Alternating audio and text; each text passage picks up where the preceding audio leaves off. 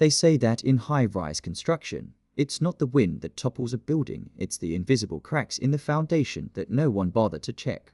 At 28, I thought I was a master of foundations. As a junior site developer in the heart of Chicago, I spent my days ensuring that steel and concrete could withstand the pressure of millions of pounds. I was so busy looking at blueprints of skyscrapers that I didn't see the hairline fractures spreading across my own living room floor. I'd spent the last 3 years building a life with Chloe. We met during our senior year at U of I, and by the time we moved into that industrial chic loft in Wicker Park, I thought we were it. I valued our history like a heritage, building something solid, something you preserve. I was the one working 60-hour weeks, coming home with boots covered in Northside mud, all to make sure our future was debt-free and high-ceilinged. I was committed to the grind because I thought the woman waiting for me at home was my permanent CO signer. I wasn't just living with her, I was investing in her. But the thing about structural failure is that it usually happens right when you think the project is finally finished. That trip to Tulum wasn't just a getaway. It was supposed to be the coronation of everything I'd worked for.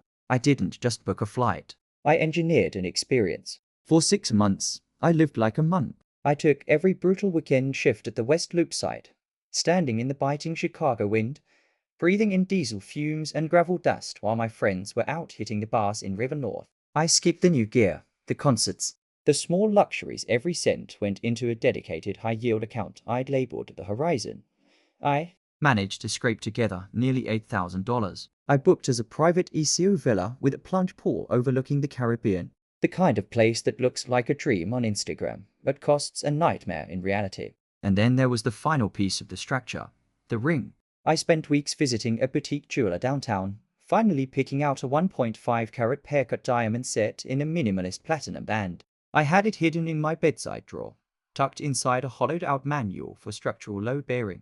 I touch it every night before I went to sleep, a cold, hard piece of proof that my sacrifices were leading us somewhere beautiful. I was ready to give her my name, not realizing she was already planning to erase me from the itinerary. The collapse happened on a Tuesday. Around 7:00 p.m. I walked in through the front door, my shoulders aching from a 12-hour day at the site, my boots caked in fresh concrete dust. I was exhausted, but I was smiling because we were only weeks away from the flight. Chloe was already home, sitting on our velvet sectional with a glass of Napa White in her hand, the blue light of her phone reflecting in her eyes. She didn't look up. She didn't ask how the pour went. "We need to talk about Mexico," she said, her voice as flat as a spirit level. I sat down, thinking maybe she wanted to change the dinner reservations. Instead, she dropped the bomb with the casual tone of someone reading a weather report. "I'm still going, but I am taking Tyler from the office." The name hit me like a swinging I-beam. Tyler, the marketing guy with the neon white veneers and the manifestation tattoos who spends more time posting gym selfies than actually working. She didn't even have the decency to look ashamed. She told me they'd connected over the last few months, that he was more attuned to her frequency, while I was too busy being stuck in the mud at work. And then came the killing blow.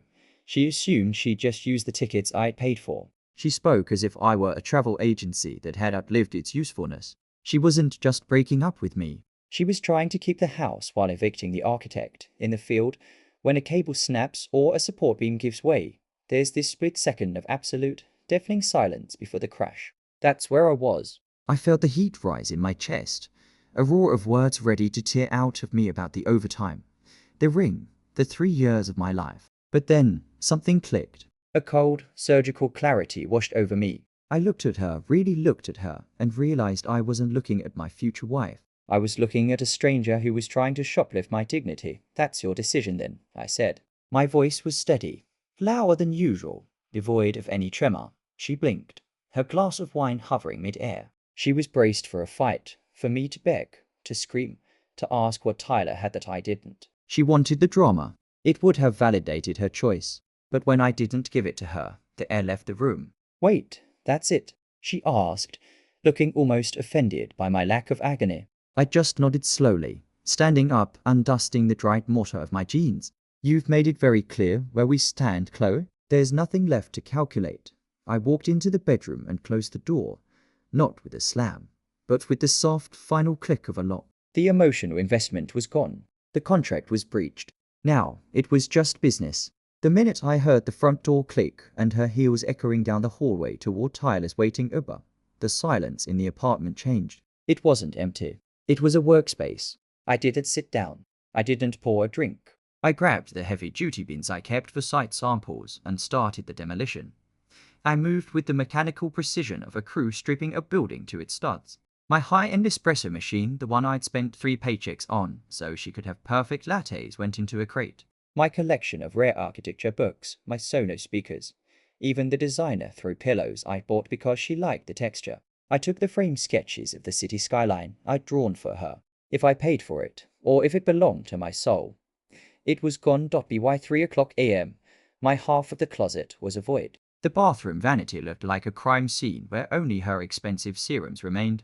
I scrubbed my digital footprint too, resetting the smart thermostat and the Wi-Fi. The loft didn't feel like a home anymore. It felt like a shell. I took my spare key, laid it exactly in the center of the marble kitchen island, the cold heart of the house, and walked out. I did leave a note. In my business, when a structure is condemned, you don't write a letter to the ruins. You just clear the site. I spent the rest of the night in my brother's guest room in Lincoln Park, the blue light of my laptop screen, the only thing cutting through the dark. I wasn't acting out of spite. I was performing a necessary audit. Everything for that Tulum trip, the flights, the all-inclusive villa, the sunset catamaran cruise was tied to my credentials, my credit card, and my hard-earned points. Chloe had treated my bank account like a public utility, and it was time to shut off the power.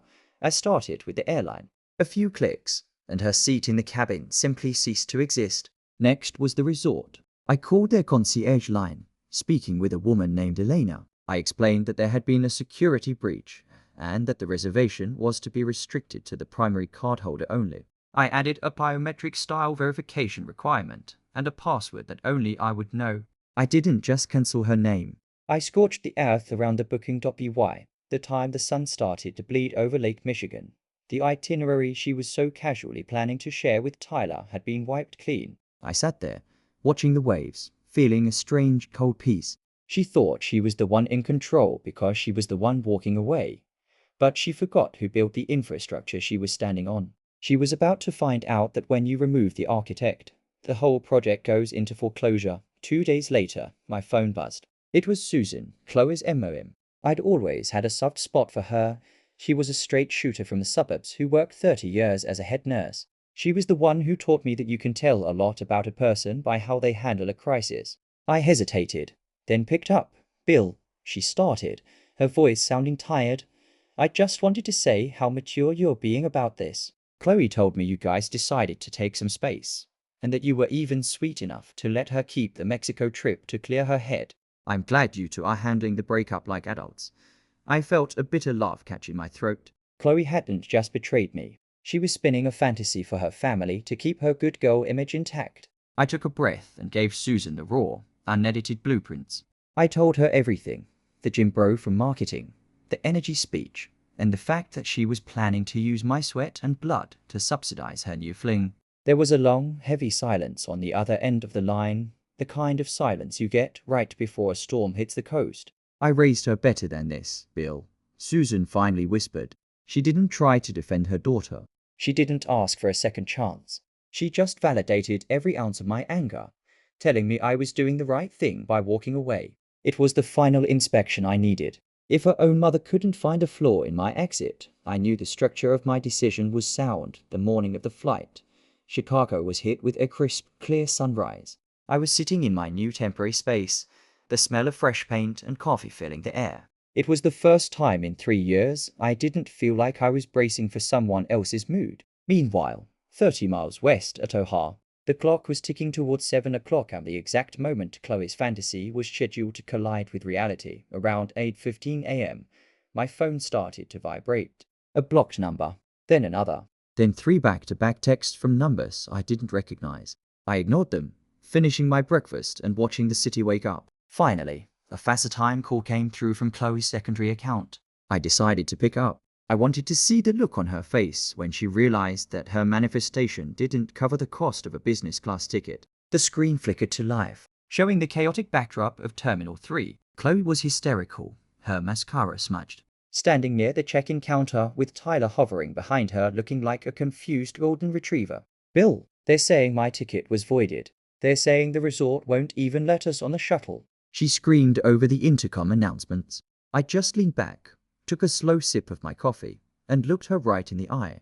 "That's right, Chloe," I said, my voice as steady as a concrete pillar. "The project was cancelled due to a total lack of structural integrity. You wanted to explore new energies? Start with the energy it takes to book your own life." The screaming stopped, replaced by a frantic, jagged breathing. It's the sound a person makes when they realize they've walked out onto a ledge that's no longer there. Chloe wasn't yelling anymore. She was pleading. She started talking about the mistake she'd made, how Tyler was already complaining about the wait, and how she just needed me to fix this one thing so they could get on a later flight.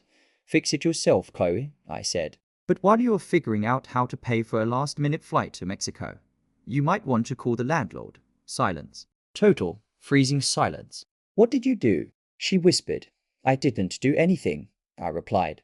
"I just settled my accounts. My name is of the lease. My half of the security deposit is back in my pocket. The utility bills, disconnected, as of noon today. That loft in Wicker Park is officially out of your budget. You wanted to be independent, to follow your heart with Tyler. Well, now you're fully independent. You have no trip, no apartment, and no safety net." She started to sob, a desperate sound about how she had nowhere to go and no one to help her. For a second, the old Bill wanted to reach out, to catch her. But then I looked at my hands, the hands that had worked double shifts to buy her a ring she never deserved, and I felt nothing but resolve. "I spent 3 years being your foundation, Chloe, but I'm not your backup plan. I'm not the guy who stays in the shadows waiting for you to fail, so I can pick up the pieces. You demolished the house. Don't be surprised when there's nowhere left to sleep. It's been 4 months since that morning at O'Hare, and the air in Chicago is finally starting to turn warm again. I'm sitting on the balcony of my new place, a sleek, minimalist studio in Lakeview with a view of the water that looks like a fresh start every single morning. I'm closer to the lake, closer to the office, and 1,000 miles away from the person I used to be when I was trying to carry someone else's weight. The $5,000 I clawed back from that cancelled Tulum nightmare, I didn't waste it on a rebound trip. I put it straight down on a blacked-out F-150. It's the first thing I've bought in years that was just for me, something rugged, something reliable, something that handles the heavy lifting without complaining. At work, the partners noticed the shift too.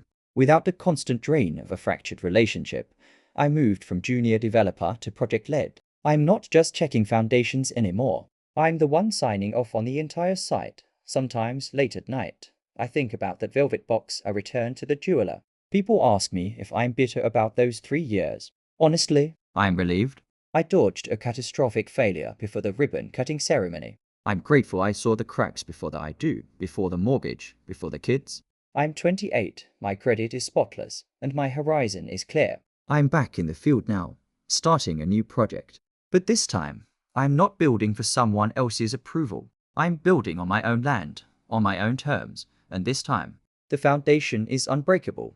Thanks for watching. Don't forget to subscribe and hit the like button. What do you think about this story? Let me know in the comments.